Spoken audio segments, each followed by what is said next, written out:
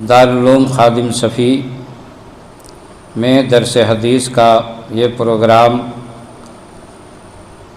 رواں دواں ہے، جس میں ہم اور آپ شرکت کی سعادت مندی حاصل کر رہے ہیں۔ آج اس درس کا عنوان ہے شان ابو بکر حدیث کی روشنی میں۔ خلیفہ اول حضرت ابو بکر صدیق رضی اللہ تعالی عنہ کو ان کی قوت ایمانی کی بنیاد پر اللہ تعالیٰ نے ان کو جو درجہ اور مرتبہ عطا فرمایا ہے، اس میں سے کچھ میں آپ حضرات کی سماعت تک پہنچانے کی کوشش کروں گا۔ میں نے جس آیت کریمہ کی تلاوت کا شرف حاصل کیا ہے، وہ آیت کریمہ ہے والذی جاء بالصدق وصدق بہ اولئک ھم المتقون، یعنی اور وہ سچ لے کر تشریف لائے اور وہ جنہوں نے ان کی تصدیق کی، یہی پرہیزگار لوگ ہیں۔ اللہ تعالیٰ نے اس آیت کریمہ میں جو اللہ کے پاس سے سچائی لے کر آیا اسے، اور جو اس سچائی لے کر آنے والے کی تصدیق کیا، دونوں کو اللہ تعالیٰ متقی اور پرہیزگار کہہ رہا۔ تفسیر روح البیان جلد 8 صفحہ نمبر 108، تفسیر مظہری جلد نمبر 10 صفحہ نمبر 173، تفسیر ابن جریر طبری جلد نمبر 24 صفحہ نمبر 3، مجمع البیان جلد نمبر 4 صفحہ نمبر 458۔ ان تمام معتبر تفاسیر میں یہ بات مذکور ہے کہ سچائی لانے والے نبی کریم صلی اللہ علیہ وسلم ہیں اور تصدیق کرنے والے حضرت ابو بکر صدیق ہیں، جس سے معلوم ہوا کہ اللہ تعالیٰ کا حضرت ابو بکر صدیق رضی اللہ تعالی عنہ پر کتنا بڑا فضل و کرم ہے کہ خالق کائنات قرآن پاک میں انہیں متقی اور پرہیزگار کہہ رہا۔ جسے اللہ تعالیٰ متقی اور پرہیزگار کہے، جسے اللہ سچائی کی تصدیق کرنے والا کہے، اس کی شان کا اندازہ کون لگا سکتا ہے؟ اللہ تعالیٰ نے حضرت ابو بکر صدیق رضی اللہ تعالی عنہ کو کچھ ایسے خصائص اور فضائل عطا فرمائے ہیں جو پوری دنیا میں کسی نبی کی امتی کو وہ فضائل حاصل نہیں ہوئے۔ خود ہمارے حضور کی امتی میں بھی وہ فضائل صرف ابو بکر ہی کو حاصل ہیں، دوسرے کسی کو حاصل نہیں۔ مثال کے طور پر حضرت ابو بکر صدیق رضی اللہ تعالی عنہ ہی وہ صحابی رسول ہیں جن کی 4 پشت صحابی رسول ہونے کے شرف سے مشرف ہے۔ 4 پشت، یہ شرف کسی بھی امتی کو حاصل نہیں۔ کوئی بھی صحابی ایسا نہیں ہے جس کی 4 پشت صحابی رسول رہی ہو، مگر حضرت صدیق اکبر رضی اللہ تعالیٰ عنہ کو اللہ تعالیٰ نے وہ درجہ اور مرتبہ دیا ہے کہ آپ کے والد صحابی رسول، آپ خود صحابی رسول، آپ کے لڑکے صحابی رسول اور آپ کا پوتا صحابی رسول۔ اب آپ غور فرمائیں کہ آپ کی حیات ہی میں اللہ تعالیٰ نے 4 پشت شرف صحابیت سے مشرف کر دیا، اور یہ ایسا شرف ہے، ایسی عزت ہے جو کسی صحابی رسول کو حاصل نہیں۔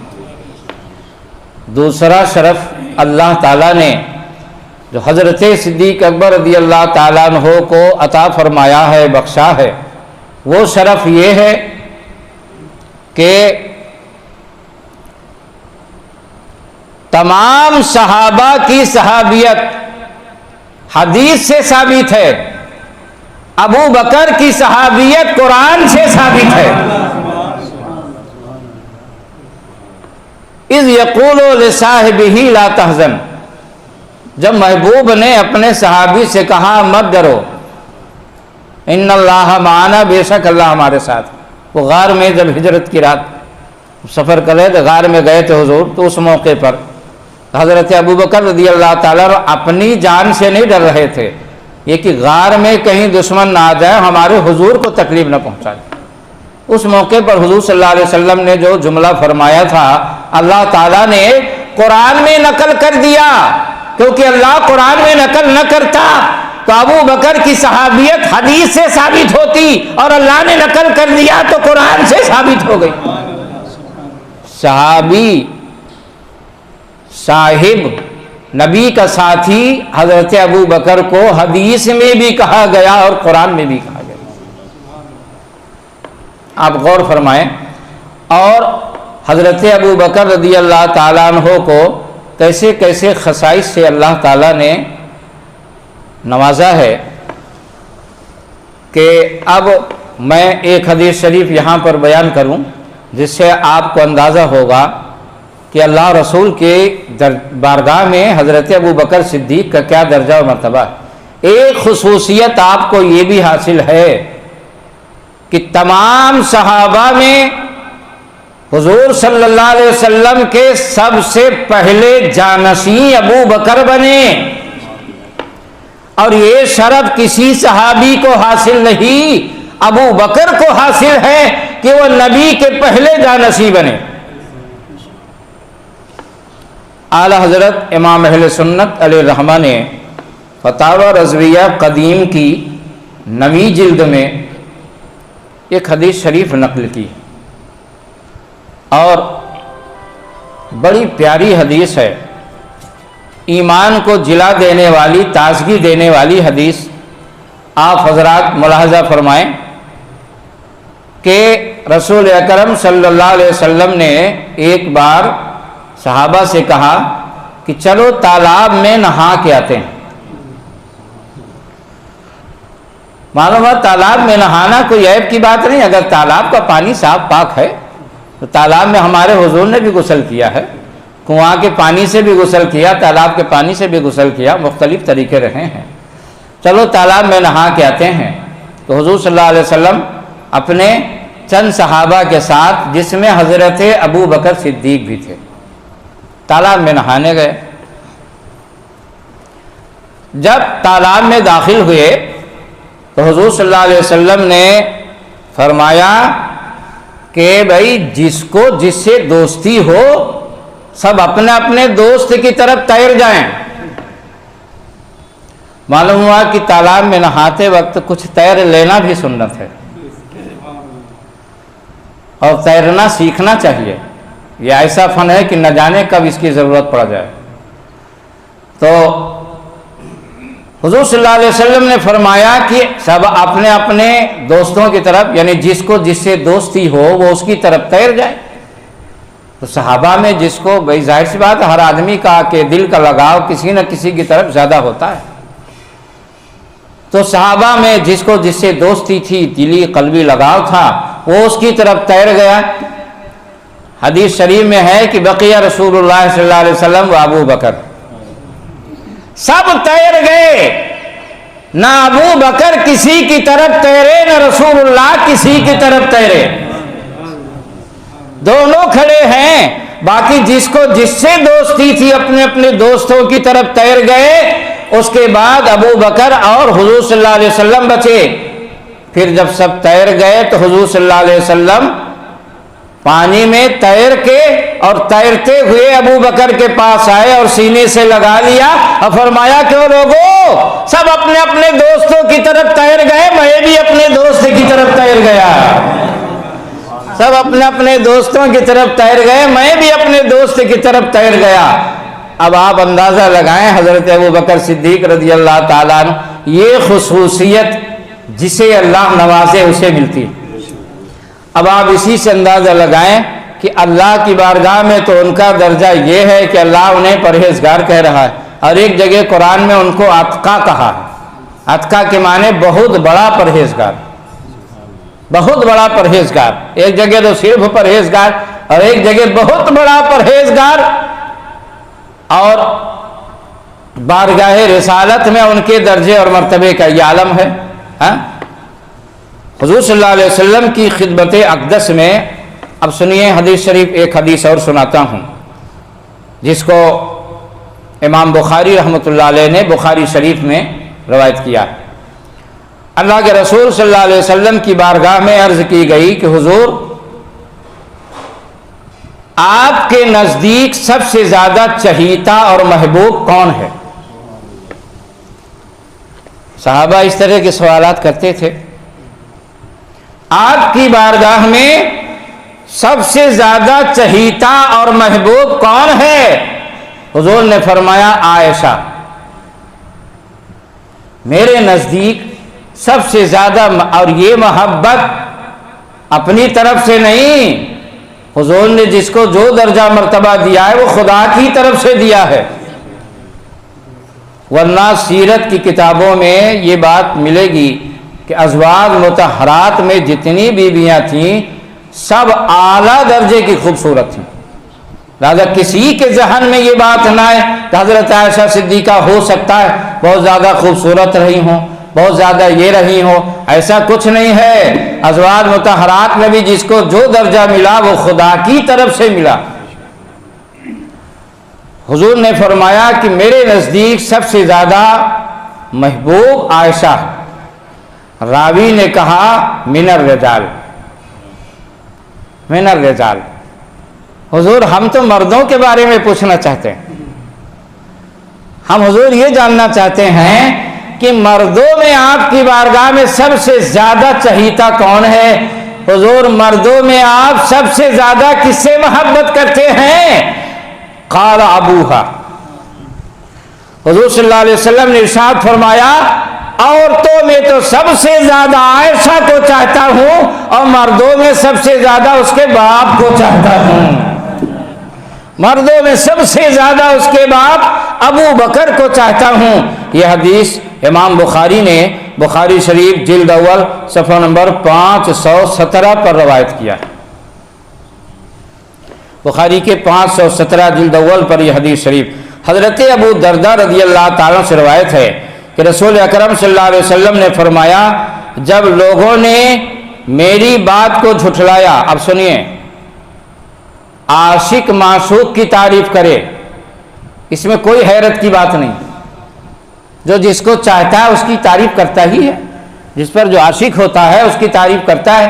عاشق معشوق کی تعریف کرے، اس میں کوئی حیرت کی بات نہیں، بیٹا باپ کی تعریف کرے، مرید پیر کی تعریف کرے، شاگرد استاد کی تعریف کرے، اس میں کوئی حیرت کی بات نہیں، خادم مخدوم کی تعریف کرے، اس میں کوئی حیرت کی بات نہیں۔ ارے مزہ تو اس میں ہے کہ مخدوم خود کہے کہ خادم میرا، مزہ تو اس میں ہے کہ مخدوم خود کہے کہ خادم میرا ہے۔ اب سنو مخدوم کائنات کی زبان سے، مخدوم کائنات وہ ایک آدمی کے مخدوم نہیں، ہمارے نبی مخدوم کائنات ہیں، ساری کائنات کے رحمت عالم ہیں۔ آقا فرماتے ہیں کہ جب لوگوں نے میری بات کو جھٹلا دیا اس وقت ابو بکر نے میری بات کی تصدیق کی، وَآسَانِي بِنَفْسِهِ وَمَالِهِ، اور جان اور مال سے میری خدمت کی۔ مخدوم خادم کی خود تعریف کر رہا کہ اے لوگو، جب میں کہتا تھا خدا ایک ہے، جب میں کہتا تھا کہ اللہ نے مجھے نبی بنا کر بھیجا ہے، جب میں کہتا تھا کہ اللہ نے مجھے رسول کائنات بنا کر بھیجا ہے تو لوگ عام طور سے مجھے جھٹلا رہے تھے اور کہہ رہے تھے کذبتا، آپ جھوٹ بول رہے ہو۔ اس وقت ابو بکر نے کہا صدقتا، آپ سچے ہو، صدقتا، آپ سچے ہو۔ تو حضرت ابو بکر نے ایسے ایسے موقع پر آپ کی تصدیق کی کہ آپ کا لقب ہی پڑ گیا صدیق اکبر، بہت زیادہ تصدیق کرنے والا۔ مشہور صحابی رسول حضرت انس رضی اللہ تعالیٰ سے روایت ہے کہ نبی اکرم صلی اللہ علیہ وسلم نے فرمایا کہ ابو بکر سے زیادہ کوئی شخص میرے نزدیک بڑے درجے والا نہیں۔ انہوں نے اپنی بیٹی مجھے نکاح میں دی، جان و مال ہم پر قربان کیا، مدینہ منورہ سوار کر کے لے گئے اور بلال کو آزاد کیا۔ عمدۃ القاری جلد نمبر 16 صفحہ نمبر 175 پر یہ حدیث شریف۔ تو میرے آقا صلی اللہ علیہ وسلم نے صاف صاف اعلان فرما دیا کہ کوئی شخص میرے نزدیک ابو بکر سے زیادہ بڑے درجے اور مرتبے والا نہیں۔ یہ حدیثیں صحابہ کے ذہن میں تھیں، اس لیے رسول اللہ کے وصال کے بعد صحابہ نے نبی صلی اللہ علیہ وسلم کی مسند پر سب سے پہلے ابو بکر کو بٹھایا۔ اتنے بڑے بڑے اکابر صحابہ بلا وجہ نہیں، ان کے ذہن میں یہ حدیثیں تھیں کہ جب نبی نے خود ہی فیصلہ فرما دیا کہ میرے نزدیک سب سے بڑے درجے اور مرتبے والا ابو بکر ہے، تو اب یہ حق کسی اور کا نہیں۔ حضرت ابو ہریرہ رضی اللہ تعالیٰ عنہ سے روایت ہے کہ رسول اکرم صلی اللہ علیہ وسلم نے فرمایا جس کسی نے بھی ہم پر احسان کیا، میرے آقا فرماتے ہیں جس کسی نے بھی ہم پر احسان کیا ہم نے اس کا بدلہ پورا ادا کر دیا، سوائے ابو بکر کے کہ اس کا احسان مجھ پر باقی ہے، جس کا بدلہ قیامت کے روز اللہ تعالیٰ انہیں عطا کرے گا۔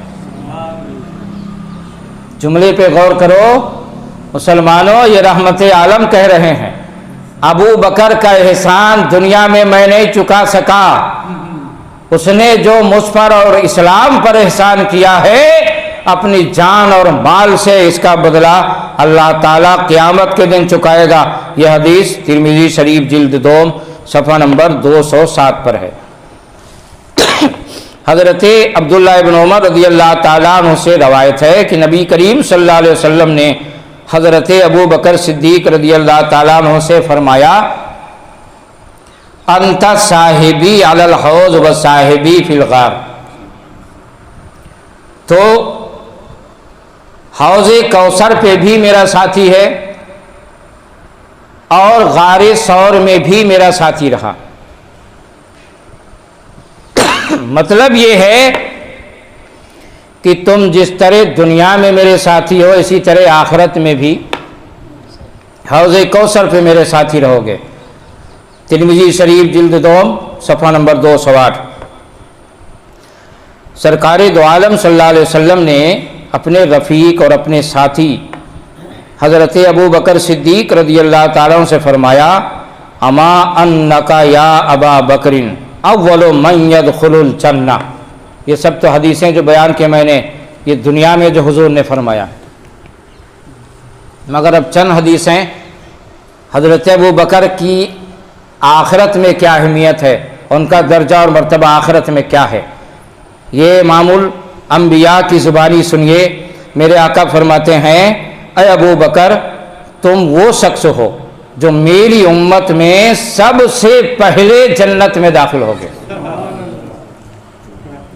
مطلب یہ ہے کہ دنیا میں آپ سب سے پہلے میرے جانشین بنو گے اور آخرت میں بھی سب سے پہلے آپ جنت میں داخل ہوگے۔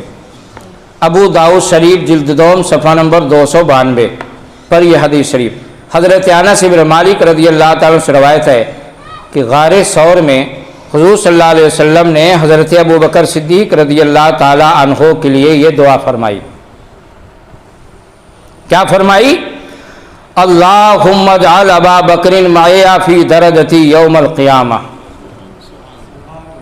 اے اللہ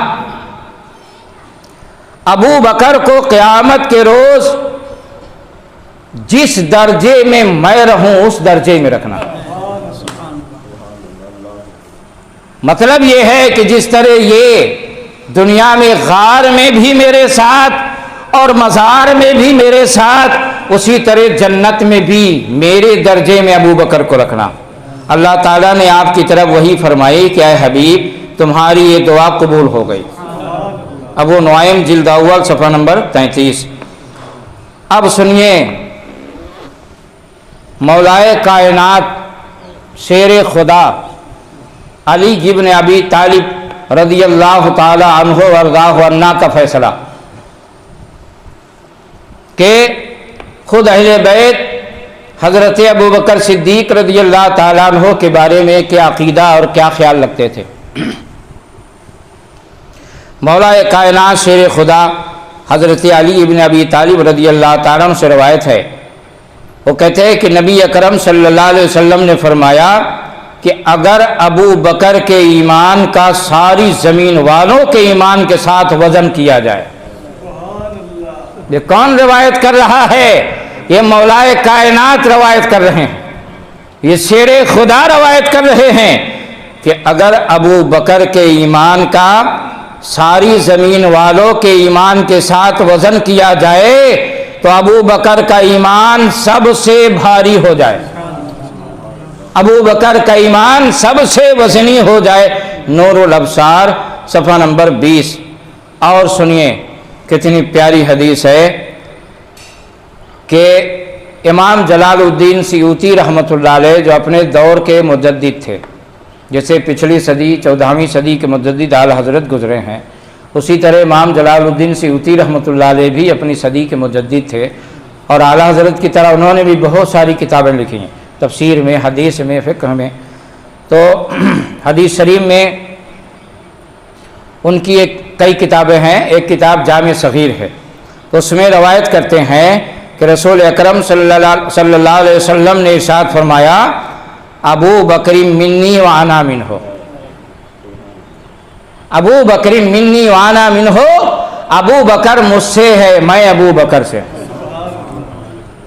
جیسے میرے آقا نے فرمایا حسین منی وانا من الحسین، میں حسین سے ہوں اور حسین مجھ سے ہے، اسی طرح نبی نے فرمایا ابو بکر مجھ سے ہے میں ابو بکر سے۔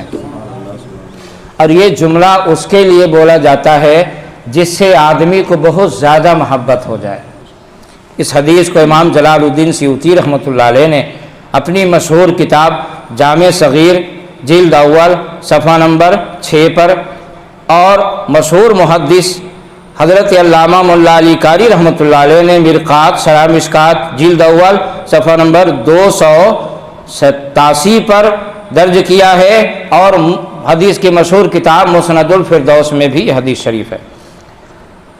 اب سنیے ابو بکر اور اللہ والے وہ ہوتے ہیں جن کی شان کو پیڑ پتھر بھی جانتے ہیں۔ حضور صلی اللہ علیہ وسلم ایک روز جبل احد پر تشریف لے گئے، یعنی احد پہاڑ مشہور مدینہ شریف کا مشہور پہاڑ ہے، احد پہاڑ پہ تشریف لے گئے۔ آپ کے ساتھ حضرت ابو بکر، حضرت عمر اور حضرت عثمان ذو النورین رضی اللہ تعالیٰ عنہم بھی تھے۔ اور جب یہ تینوں احد پر چڑھے تو احد پہاڑ جھومنے لگا، احد پہاڑ جھومنے لگا۔ مسلمانوں غور تو کرو، پہاڑ پر کیا ہوتا ہے؟ پتھر ہوتے ہیں، پتھر کے ٹکڑے ہوتے ہیں، مگر نبی اور خلفائے راشدین میں سے 2 صحابی جب احد پہاڑ پر اکٹھا چڑھ جائے تو احد بھی خوش ہو جائے اور جھومنے لگے۔ احد پہاڑ جھومنے لگا تو رسول اکرم صلی اللہ علیہ وسلم نے فرمایا اے احد پہاڑ ٹھہر جا، ٹھہر جا، رک جا، رک جا، فَإِنَّمَا عَلَيْكَ نَبِيٌّ وَصِدِّيقٌ وَشَهِيدَانِ، رک جا، ٹھہر جا، لرزش بند کر دے، کیونکہ تیرے اوپر ایک نبی ہے، ایک صدیق ہے اور 2 شہید ہیں۔ اور یہ بخاری شریف جلد اول صفحہ نمبر 519، مصنف عبدالرزاق جلد نمبر 11 صفحہ نمبر 229 پر یہ حدیث شریف۔ میرے نبی نے اس حدیث شریف میں اشارہ فرما دیا کہ ابو بکر صدیق مرتبہ درجہ صدیقیت پر فائز ہوں گے۔ من النبیین والصدیقین والشہداء والصالحین، اور صدیق کا درجہ نبی کے بعد ہوتا ہے، تو نبی نے ابو بکر کا درجہ متعین کر دیا۔ اور اس حدیث شریف سے یہ بھی معلوم ہوا کہ میرے نبی صلی اللہ علیہ وسلم کو یہ بات پہلے سے معلوم تھی کہ حضرت عمر اور حضرت عثمان دونوں شہید ہوں گے۔ اس سے نبی کا علم غیب عطائی بھی معلوم ہوا۔ حضرت معاذ بن جبل رضی اللہ تعالیٰ عنہ سے مروی ہے کہ رسول کائنات صلی اللہ علیہ وسلم نے فرمایا، قیامت کے دن، سنیے بڑی پیاری حدیث ہے اور ایمان کو تازگی دینے والی، دنیا میں حضرت ابوبکر صدیق کا کیا درجہ مرتبہ ہے اس کے تعلق سے آپ نے کئی حدیثیں سنی، لیکن آخرت میں حضرت ابوبکر کا کیا درجہ ہے اس کے تعلق سے ایک حدیث شریف اور آپ کی سماعت تک پہنچاتا ہوں۔ مشہور صحابی رسول حضرت معاذ بن جبل رضی اللہ تعالیٰ سے روایت ہے کہ سرور کائنات صلی اللہ علیہ وسلم نے ارشاد فرمایا، قیامت کے دن حضرت ابراہیم خلیل اللہ علیہ السلام اور میرے لیے عرش کے آگے ممبر ہوں گے۔ عرش کے آگے ممبر رکھا جائے گا۔ انبیاء کرام میں، نبیوں میں سب سے بڑا درجہ اور مرتبہ حضور صلی اللہ علیہ وسلم کا ہے، اور اس کے بعد دوسرے نمبر پر نبیوں میں درجہ اور مرتبہ حضرت ابراہیم علیہ السلام کا۔ دونوں درجے اور مرتبے والے نبیوں کے لیے عرش کے آگے ممبر رکھا جائے گا، اور حضور فرماتے ہیں اور دونوں نبیوں کے بیچوں بیچ میں حضرت صدیق اکبر کے لیے کرسی رکھی جائے گی۔ یہ میرے آقا فرما رہے ہیں، دونوں نبیوں کے بیچ میں ابو بکر کے لیے ممبر اور کرسی رکھی جائے گی، اور اس کے بعد ندا کرنے والا ندا کرے گا، پکارنے والا لوگوں کو پکارے گا کہ لوگوں دیکھو خلیل اور حبیب کے درمیان صدیق بیٹھا ہوا ہے، خلیل اور حبیب کے درمیان صدیق بیٹھا ہوا ہے۔ اب سنیے ایک اور بڑی پیاری حدیث، حضرت ابو بکر صدیق رضی اللہ تعالیٰ عنہ میدان محشر میں کتنی شان سے آئیں گے، اس کو میرے آقا نے خود بیان فرما دیا کہ میدان محشر میں ابو بکر اور عمر کس شان سے آئیں گے۔ نبی اکرم صلی اللہ علیہ وسلم ایک دن مسجد میں اس شان سے تشریف لائے کہ ایک طرف حضرت ابو بکر اور دوسری طرف حضرت عمر تھے، اور آپ نے ان دونوں کے ہاتھ پکڑے ہوئے تھے۔ گھر سے سرکار نکلے اور مسجد میں داخل ہوئے تو ایک ہاتھ میں ابو بکر کا ہاتھ پکڑے ہوئے ہیں اور دوسرے ہاتھ میں عمر کا ہاتھ پکڑے ہوئے ہیں۔ دونوں کے ہاتھ پکڑے ہوئے مسجد نبوی شریف میں تشریف لائے، اور آپ نے ان دونوں کے ہاتھ پکڑے ہوئے جب مسجد شریف میں تشریف لائے تو فرمایا، ہاکذا نبعث یوم القیامہ،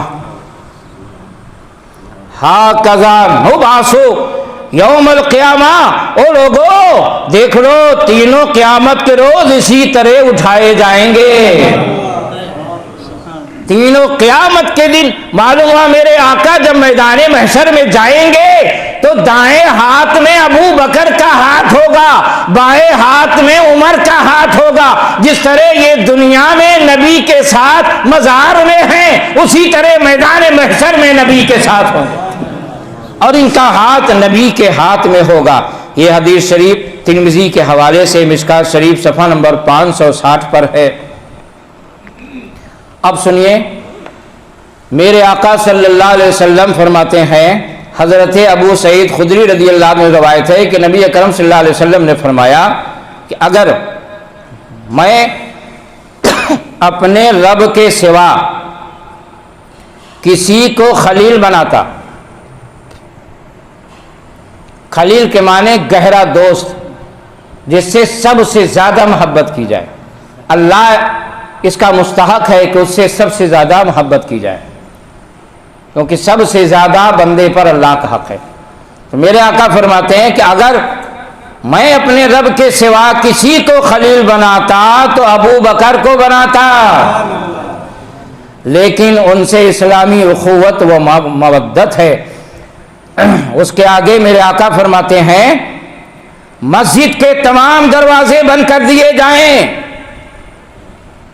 کنارے کنارے جن اکابر صحابہ کے دروازے تھے جو اپنے دروازے سے نکل کر مسجد آ جاتے تھے، حضور صلی اللہ علیہ وسلم نے بعد میں فرمایا کہ مسجد کے تمام دروازے بند کر دیے جائیں سوائے ابو بکر کے دروازے کے، وہ بند نہ کیا جائے، ابو بکر کا دروازہ بند نہ کیا جائے۔ بخاری شریف جلد اول صفحہ نمبر 516 پر یہ حدیث شریف۔ امام الانبیاء صلی اللہ علیہ وسلم فرماتے ہیں ما من نبی الا ولہ وزیران من اہل السماء وزیران من اہل الارض، کوئی ایسا نبی نہیں گزرا جس کے 2 وزیر زمین پر نہ ہو اور 2 وزیر آسمان پر نہ ہو، یعنی ہر نبی کے 2 وزیر ہوتے ہیں، 2 وزیر آسمان پر اور 2 وزیر زمین پر۔ اس کے بعد میرے آقا فرماتے ہیں آسمان والوں میں 2 وزیر میرے جبرائیل اور میکائیل ہیں، آسمان والوں میں میرے 2 وزیر جبرائیل اور میکائیل ہیں، اور زمین والوں میں میرے 2 وزیر ابو بکر اور عمر ہیں۔ جب میرے آقا نے اپنی حیات ظاہری ہی میں دونوں کو وزارت عطا فرما دی تو اب کسی کا سینہ نہیں پھٹنا چاہیے۔ یہ حدیث ترمذی کے حوالے سے مشکات شریف صفحہ نمبر 560، جمع الفوائد جلد 2 صفحہ نمبر 499۔ حضرت انس اور حضرت علی رضی اللہ تعالیٰ عنہ سے روایت ہے کہ نبی پاک صلی اللہ علیہ وسلم نے فرمایا، آپ سنیے، جنت میں حضرت ابو بکر اور حضرت عمر کا اللہ تعالیٰ نے کیا درجہ اور مرتبہ رکھا ہے، کیا درجہ اور مرتبہ رکھا ہے، یہ اپنے نبی کی زبانی سنیے۔ میرے آقا فرماتے ہیں کہ درمیانی عمر والے جتنے جنتی ہیں، سبحان اللہ، درمیانی عمر والے جتنے جنتی ہیں ان سب کے سردار ابو بکر صدیق اور عمر ہیں، ابو بکر اور عمر ہیں۔ یہ حدیث شریف تاریخ بغداد جلد نمبر 5 صفحہ نمبر 404 پر اور ریاض النظرہ صفحہ نمبر 112 پر ہے۔ تو میرے آقا نے فرمایا جنتی جوانوں کے سردار حسن اور حسین ہیں۔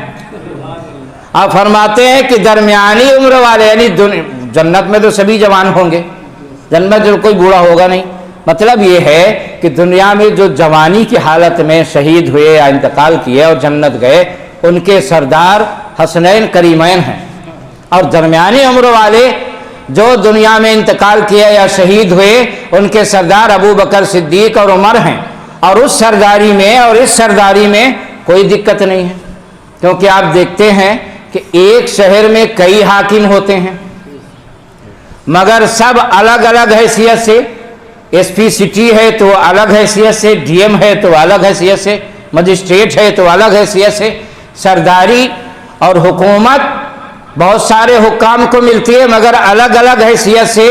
حسنین کریمین سردار ہیں تو جوانوں کی ان کی حیثیت الگ ہے، اور شیخین کریمین سردار ہیں تو درمیانی عمر والوں کے ان کی حیثیت الگ ہے، وہ بارگاہ رسالت ہے، جس کو جو چاہیں عطا کر دیں، جس کو جو چاہیں عطا کر دیں۔ نبی اکرم صلی اللہ علیہ وسلم نے فرمایا کہ جنت کے ہر دروازے کے ہر پتے پر لکھا ہوا، میرے آقا صلی اللہ علیہ وسلم فرماتے جنت کے ہر دروازے کے ہر پتے پہ لکھا ہوا ہے کہ محمد اللہ کے رسول ہیں، अबू बकर सिद्दीक है और उमर फारूक है। उमर फारूक हैं। अब आप गौर फरमाएं कि ये तो रसूल अकरम सल्लल्लाहु अलैहि वसल्लम के ज़ुबान अनवर से जो अबू बकर का दर्जा और मर्तबा अल्लाह ताला ने दिया वो बयान किए गए। अब अकाबिर सहाबा की नज़र में हज़रत अबू बकर सिद्दीक रज़ी अल्लाह ताला अन्हो का क्या दर्जा और मर्तबा था, उसमें से भी चंद अक़वाल मुलाहज़ा फरमाएँ। मौलाए कायनात शेर खुदा अली इब्न अबी तालिब रज़ी अल्लाह ताला अन्हो, हमको वही करना चाहिए ना जो अहले बैत करें, हमको वही करना है जो सहाबा करें, क्योंकि अहले बैत को हुज़ूर सल्लल्लाहु अलैहि वसल्लम ने फरमाया कि तुम्हारे दरमियान मैं दो चीज़ें छोड़े जा रहा हूँ, उनको अगर पकड़े रहोगे तो हिदायत पे रहोगे, एक कुरान और एक अहले बैत। और दूसरी जगह नबी फरमाते हैं असहाबी कन नुजूम बिअय्यिहिम इक्तदैतुम इह्तदैतुम, मेरे सहाबा सितारों की तरह, इनमें से जिसकी पैरवी करोगे हिदायत को पा जाओगे। मालूम हुआ कि हमें सहाबा की भी पैरवी करने का हुक्म हुजूर ने दिया है और अहले बैत की भी पैरवी का हुक्म दिया। खुद मौलाए कायनात शेर खुदा के मशहूर साहबजादे हज़रत मोहम्मद इब्न हनफिया रज़ी अल्लाह ताला अन्हो, वो मशहूर हैं, बड़े बहादुर थे। ये इतने बहादुर थे कि लोहे की ज़िरा को, एक बार एक लोहे की ज़िरा हज़रत अली के हिस्से में आई, तो हज़रत अली ने जब नापा तो आपसे वो लोहे का पहले लिबास चलता था, जंग में पहन के उसको जाते थे ताकि तलवार और तीर वगैरह का असर ना हो। तो लोहे की ज़िरा जब हज़रत अली ने नापा तो वो आपके बदन से कुछ बड़ी थी। तो हज़रत मोहम्मद इब्न हनफिया इतने बहादुर थे कि लोहे के लिबास को हाथ से तोड़कर हज़रत अली के कद पर फिट कर दिया। आप सुनिए, हज़रत मोहम्मद इब्न हनफिया रज़ी अल्लाह ताला अन्हु फरमाते हैं कि मैंने अपने वालिद अली मुर्तज़ा रज़ी अल्लाह ताला अन्हु से पूछा कि रसूलुल्लाह सल्लल्लाहु अलैहि वसल्लम के बाद सबसे अफजल दर्जा और मर्तबा किसका है। अब आप बताइए कि जब अहले बैत जो फैसला करें वो तो हमें मानना ही पड़ेगा ना। अहले बैत ने क्या फैसला किया, अली का बेटा अली से पूछ रहा, मौलाए कायनात का बेटा मौलाए कायनात से पूछ रहा, शेरे खुदा का बेटा कि हुजूर सल्लल्लाहु अलैहि वसल्लम के बाद सबसे बड़ा दर्जा और मर्तबा किसका है। हज़रत अली ने फरमाया अबू बकर का। कहते हैं कि फिर मैंने पूछा कि उनके बाद कौन अफजल है, अबू बकर के बाद सबसे बड़ा दर्जा और मर्तबा किसका है, फरमाया उमर, उसके बाद उमर का। यह हदीस सही बुखारी जिल्द अव्वल सफ़ा नंबर 518 पर मौजूद है, जिसका जी चाहे देख सकता है। हज़रत अली रज़ी अल्लाह ताला अन्हु फरमाते हैं कि जो मुझे, गौर करना, मालूम हुआ कि ये मर्ज हज़रत अली के ज़माने से चालू हो चुका था, तब ना आपने फरमाया। हज़रत अली फरमाते हैं कि जो भी मुझे हज़रत अबू बकर से आला और अफजल कहेगा मैं उस पर इफ्तिरा की हद कायम करूंगा, क्योंकि वो झूठा और मुफ्तरी है। तो झूठे की जो सजा होती है, झूठा इल्जाम लगाने वाले की जो सजा होती है, और जितने कोड़े उसे लगाए जाते हैं उतने कोड़े मैं उसे लगाऊंगा जो मुझे अबू बकर से अफजल कहेगा। अल इस्तियाब जिल्द नंबर 2 सफ़ा नंबर 253, रियाजुन नज़रा सफ़ा नंबर 158 पर यह कौल मौजूद है। और एक मर्तबा तो हज़रत अली रज़ी अल्लाह ताला अन्हु ने मिंबर पर इस कौल को ऐलान करवाया था, मिंबर पर चढ़ के ऐलान किया था। हज़रत मौला अली शेर खुदा रज़ी अल्लाह अन्हु फरमाया, अब गौर कीजिए इस हदीस शरीफ को, ये हज़रत अली से जो मनकूल, इसको आप गौर से सुने और इस पर अमल करें। हज़रत अली फरमाते हैं कि मेरी मोहब्बत और अबू बकर व उमर से बुग़्ज़ व अदावत एक सीना में इकट्ठा नहीं हो सकती।